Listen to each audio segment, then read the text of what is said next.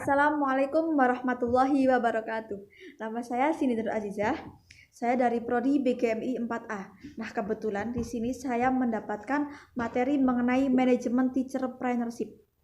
Kalau mengenai teacherpreneurship, mungkin teman-teman sudah tidak asing lagi ya, karena kita juga sudah banyak yang menerapkan dan juga sudah diterangkan oleh Bapak dosen kita.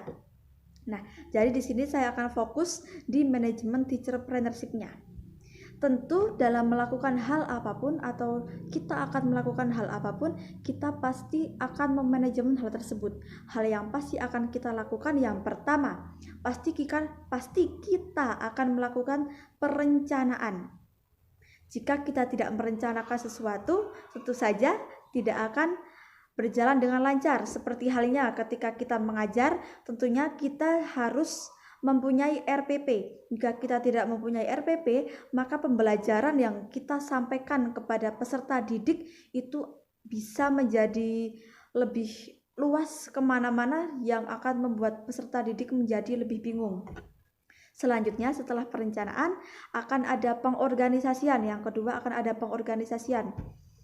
Pengorganisasian ini kita dapat memikirkan bagaimana kita akan memajukan yang sudah kita rencanakan ini supaya bisa berjalan sesuai dengan yang kita inginkan. Selanjutnya, yang ketiga itu ada pengaktifan. Untuk apa? Jika kita sudah merencanakan sesuatu tapi tidak diaktifkan, itu hanya akan menjadi angan-angan saja tentunya ya. Selanjutnya, yang keempat yaitu pengendalian. Setelah yang ketiga tadi sudah kita jalankan semua, yang keempat kita harus melakukan pengendalian. Jika kita tidak ada pengendalian, kita tidak melakukan pengendalian mengenai rencana yang akan kita jalankan, maka itu nanti hanya akan membuat rencana yang kita sudah susun itu akan menjadi rusak ya. Selanjutnya yang kelima, jika kita sudah menjalankan yang pertama dan keempat tadi, harus ada evaluasi. Jadi kita mengevaluasi apa saja yang seharusnya kita lakukan dan apa yang seharusnya tidak kita lakukan untuk mencapai tujuan kita. Nah, pendidikan itu mengemban peran penting untuk menyiapkan sumber daya manusia untuk lebih terampil, inovatif, unggul dan kompetitif di era MEA ini atau manajemen ekonomi ASEAN. Jadi jika kita sudah menerapkan hal tersebut, maka nanti kita juga akan memproduksi. Maksudnya kita akan menciptakan peserta didik yang lebih unggul lagi atau sumber daya manusia yang lebih unggul.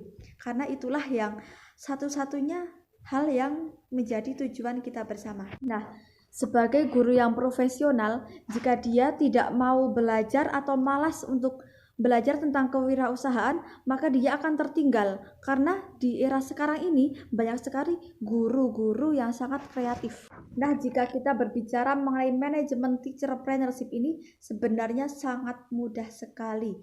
Karena untuk menerapkan teacherpreneurship pendidikan di sekolah kita itu tidak harus memerlukan biaya yang sangat banyak, karena kita bisa menggunakan bahan-bahan alam yang ada di sekitar sekolahan kita, dan tentunya kita juga harus ada kerjasama dengan wali murid. Ini hal yang sangat penting ya. Jika kita bisa bekerja sama dengan wali murid, maka semua yang kita rencanakan itu pasti akan berjalan dengan baik, walaupun setiap perencanaan itu pasti ada kendalanya, akan tetapi kita bisa meminimalisir kendala tersebut.